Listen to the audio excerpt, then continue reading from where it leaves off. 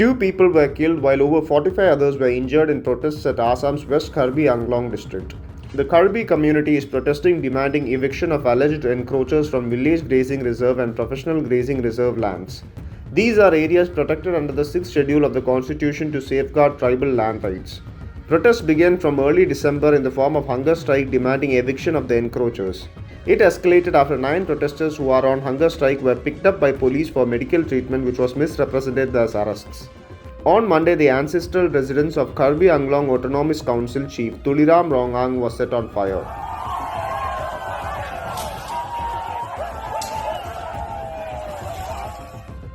Several shops and properties allegedly belonging to outsiders were set on fire.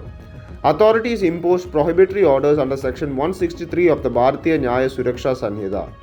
On Tuesday, despite prohibitory orders, fresh clashes erupted with police force being attacked and injured.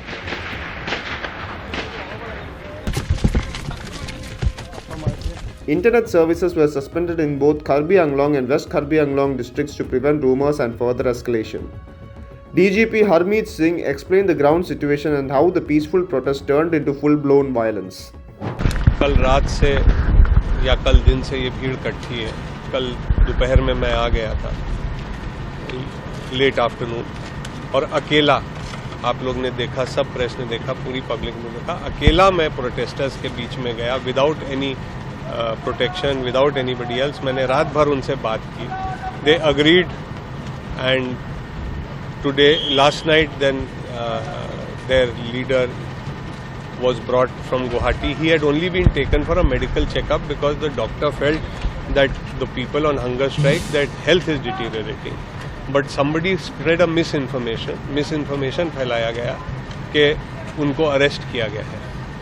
और जिस type का ये protest था, इतने लोग इकट्ठे हुए, फिर भी कल से हम लोग रिस्ट्रेंट पे थे। आज भी हम रिस्ट्रेंट रहे। कल उन्होंने ब्रिज टेक ओवर कर लिया था, फिर बातचीत करके कल ब्रिज खाली करवाया।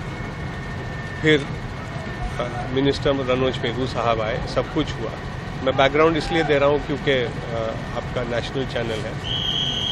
लेकिन आज शाम को उन्होंने फिर ब्रिज टेक ओवर करने की कोशिश की। फिर हम लोग ने दोपहर में जब पीछे किया तो शाम को they attacked. It was a proper attack from both sides, from जनखा side and from this side जिधर आप देख रहे हैं डेली मार्केट में आग लगी हुई है। क्रूड बॉम्ब्स, स्टोन्स, अगर आप नीचे थोड़ा देखेंगे, बेटा हटना, वो देखिए, वो उस पे कैमरा कीजिए, उधर वो देखिए, वो ज़्यादा काइंड ऑफ